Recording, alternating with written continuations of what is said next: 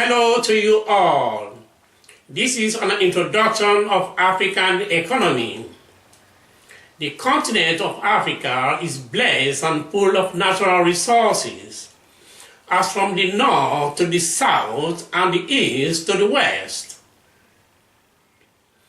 For mineral resources in one hand, there are diamonds, gold, iron ore, bauxite, aluminium, uranium, phosphate, and many others. On the other hand, there are varieties of agricultural produce and fertile soil.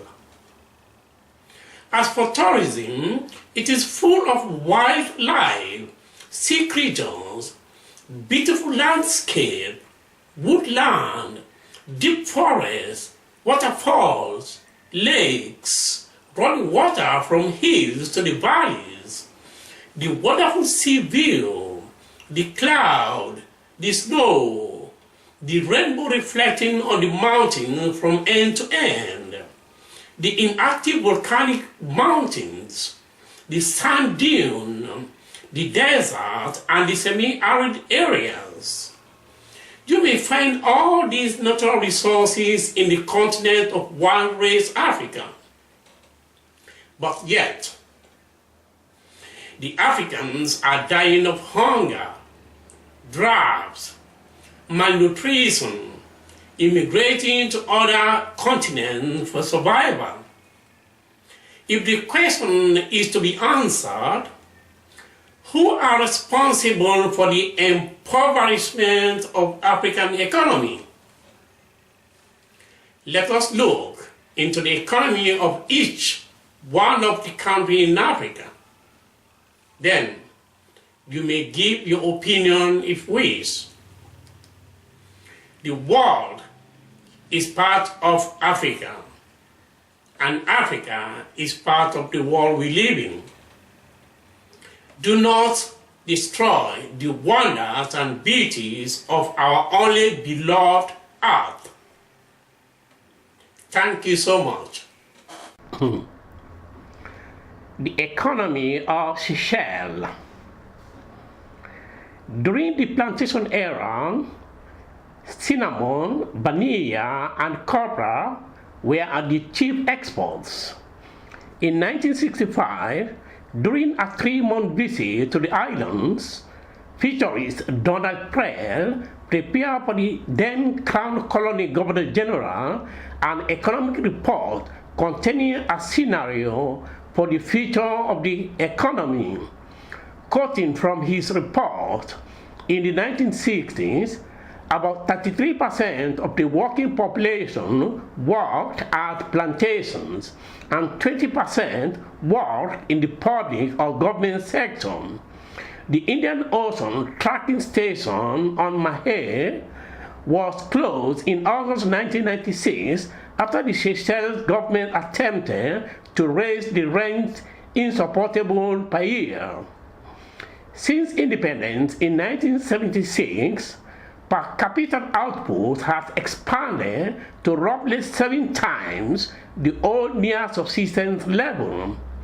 Growth has been led by the tourist sector, which employs about 30% of the labor force, compared to agriculture, which today employs about 3% of the labor force.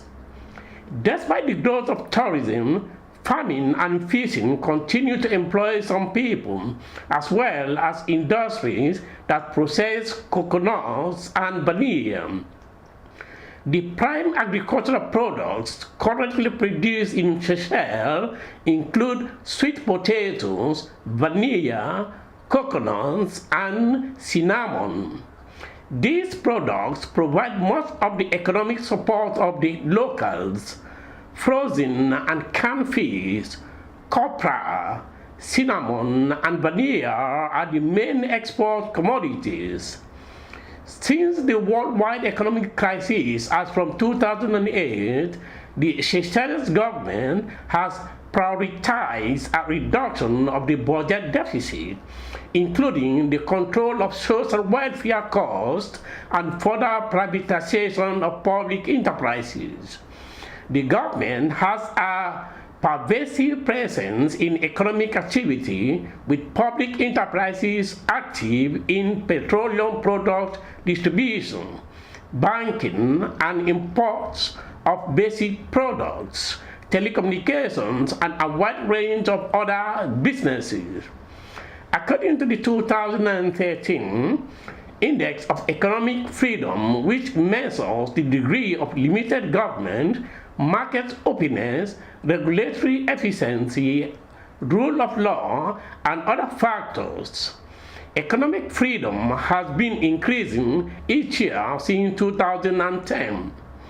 The national currency of Seychelles is the Seychelles rupee, initially tied to a basket of international currencies, which was allowed to be devalued and float freely in 2008 with the hope of attracting further foreign investment in the Seychelles economy.